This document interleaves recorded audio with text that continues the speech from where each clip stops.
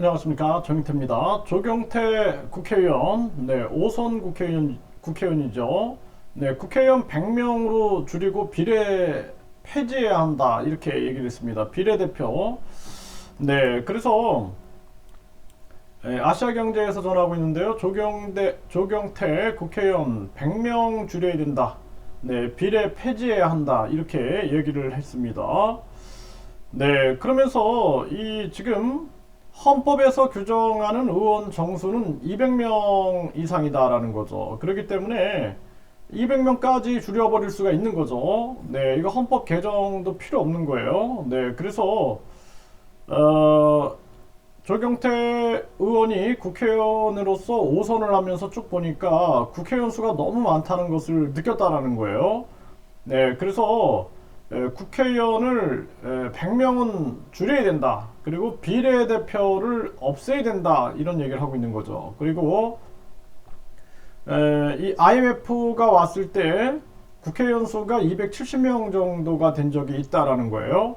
그때 일을 열심히 했다라는 것입니다.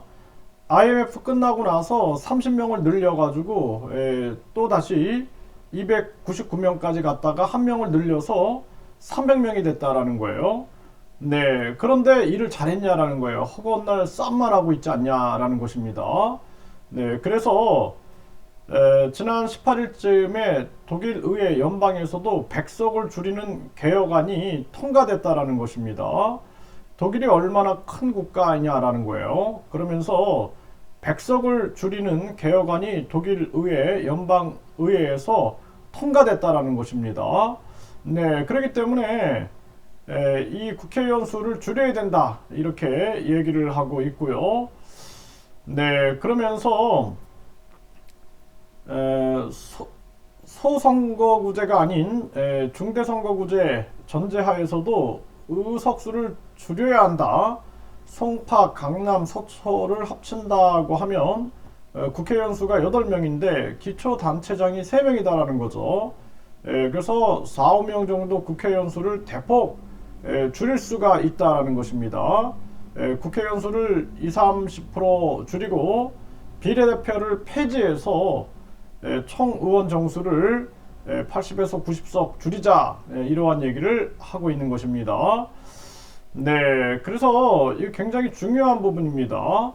비례대표 증명을 대표하기 위해서 한다는 명분으로 도입한 거 아닌가. 그런데 여성이 어떻게 증명이고 청년이 어떻게 증명인가. 윤미향 씨가 어떻게 증명을 대표한다고 할 수 있나. 어떤 증명을 대표하고 있나, 이런 얘기를 했습니다.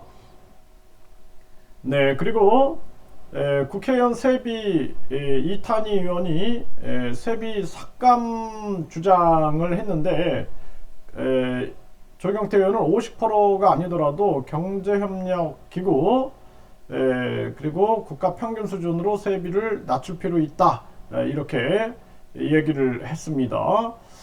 국회의원 세비 같은 경우에는 실질적 수당제로 바꿔야 된다, 저는 그렇게 생각을 하고요. 그리고 비례대표는 사실상 당 지도부에 줄 서는 사람들을 주는 자리가 아니냐. 그리고 이렇게 저렇게 특별 당비내, 직책 당비내, 또 공천 헌금이네 해가지고 각종 잡음들이 들리죠. 비례대표 폐지해야 한다는 것입니다.